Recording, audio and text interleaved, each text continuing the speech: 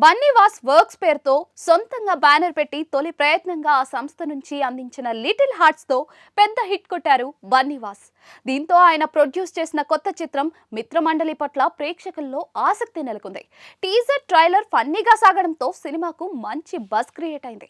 ప్రియదర్శి, నిహారిక ప్రధాన పాత్రల్లో కొత్త దర్శకుడు విజయేందర్ రూపొందించిన ఈ చిత్రం దీపావళి కానుకగా ఈ రోజే ప్రేక్షకుల ముందుకొచ్చింది. మరి ఈ సినిమా అంచనాలను ఏ మేర అందుకుందో చూద్దాం పదండి.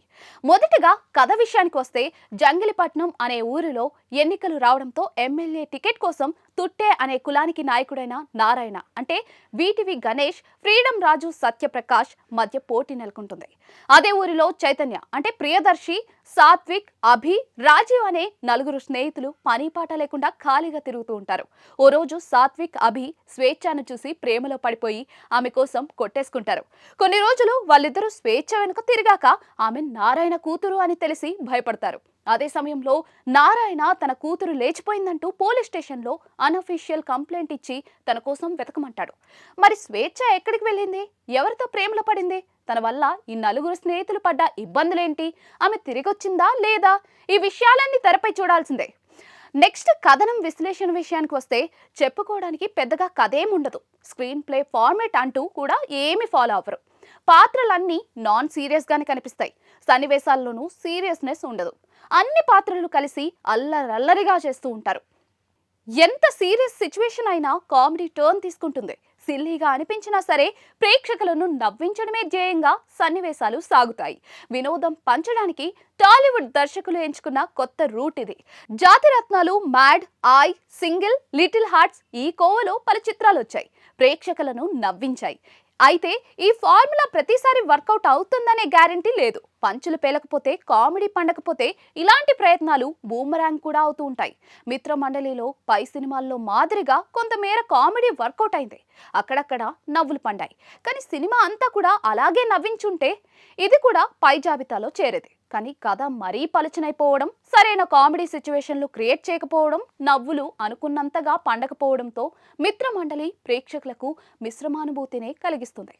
మిత్రమండలి దర్శకుడు Jathiratnalu director Anudeep, Mad director Kalyan శంకర్లకు స్నేహితుడట. పైగా రూమ్మేట్ కూడా. వాళ్ళిద్దరి సహవాసం వల్ల లేక ట్రెండ్ను ఫాలో అయిపోదాం అనుకున్నాడో కానీ అచ్చంగా అలాంటి కథతో నవ్వులు పంచడానికే ప్రయత్నించాడు. వాటిలో మాదిరే తింగర్లా అనిపించే నలుగురు కుర్రాళ్ళు, వాళ్ళు చేసే అల్లరి చుట్టూ తిరిగే కథ ఇది. ఆ క్యారెక్టర్లు మాత్రమే కాక సినిమాలో ప్రతి పాత్ర పిచ్చి పిచ్చిగా ప్రవర్తిస్తూ ఉంటుంది, సిల్లీగా మాట్లాడుతూ ఉంటుంది. కానీ ఆ క్యారెక్టర్లు ప్రేక్షకులకు క్రేజీగా అనిపిస్తే, డైలాగుల్లో పంచ్ ఉంటే, సిచ్యువేషన్ కూడా ఫన్నీగా అనిపిస్తే కామెడీ వర్కౌట్ అవుతుంది. కానీ మిత్రమండలిలో అది అనుకున్న స్థాయిలో జరగలేదు. ప్రియదర్శి, విష్ణు, సత్య, వెన్నెల కిషోర్, ప్రసాద్ బెహ్రా, రాగ్ మయూర్ ఇలా ఎవరికి వాళ్ళు కామెడీ పండించడంలో కింగ్లే అయినా వారిని సరిగ్గా ఉపయోగించుకోలేదు.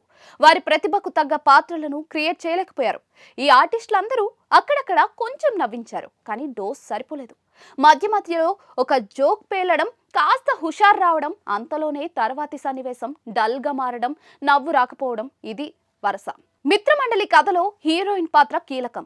సోషల్ మీడియాలో మంచి ఎంటర్టైనర్ గా పేరు తెచ్చుకున్న నిహారిక చేయడంతో ఆ పాత్ర మీద చాలా అంచనాలు పెట్టుకుంటాం. కానీ ఆ పాత్ర పర్ఫార్మెన్స్ నిరాశపరుస్తాయి. తన క్యారెక్టర్ని సరిగ్గా డిజైన్ చేయలేదు. మరీ సిల్లీగా అనిపించే పాత్ర తనది. ప్రియదర్శి సహా నలుగురు మిత్రుల పాత్రలు కూడా ఆశించినంత వినోదాత్మకంగా లేవు. ఇంపార్టెంట్ క్యారెక్టర్ అంటూ ప్రోమోల్లో క్రేజీగా అనిపించిన సత్య పాత్ర మిక్స్డ్ ఫీలింగ్ అయితే ఇస్తుంది. సత్య తన కామెడీ టైమింగ్తో కొంత నవ్వించినా కూడా ఆ పాత్ర సినిమాలో ఎందుకుందో అర్థం కాదు. చివర్లో ఏదో జస్టిఫికేషన్ ఇచ్చినా కూడా కుదరలేదు. సమాజంలోని కులం మీద సినిమాలో చాలా సెటైర్లు కూడా వేశారు. అవి బాగానే పేలాయి. కులాంతర వివాహాలు, కులం చుట్టూ తిరిగే రాజకీయాలు లాంటి టాపిక్స్ తీసుకొని వాటి మీద వేసిన పంచులు బాగున్నాయి. ఈ సన్నివేశాలు కొంత ఆలోచన రేకెత్తిస్తాయి కూడా. పాటలన్నీ కూడా చాలా వరకు పేరడీలే.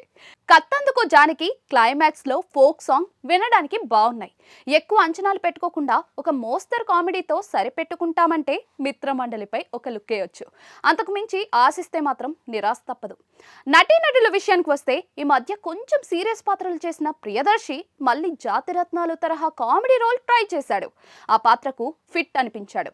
తన పర్ఫార్మెన్స్ ఓకే, కానీ ఇంతకు ముందులా మాత్రం నవ్వించలేకపోయాడు.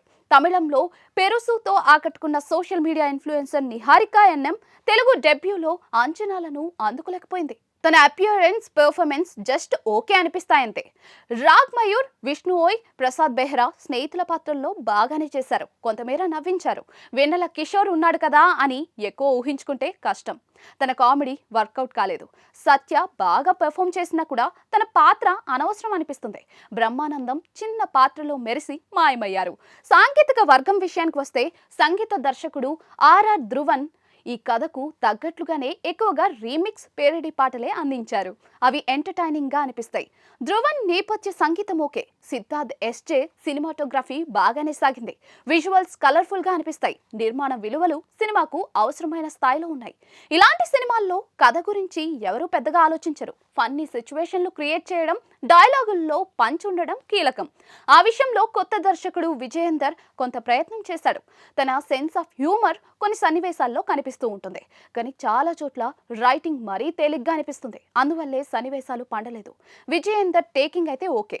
చివరిగా మిత్రమండలి సరిపోని కామెడీ డోస్. రేటింగ్ 2.25 ఇవ్వచ్చు.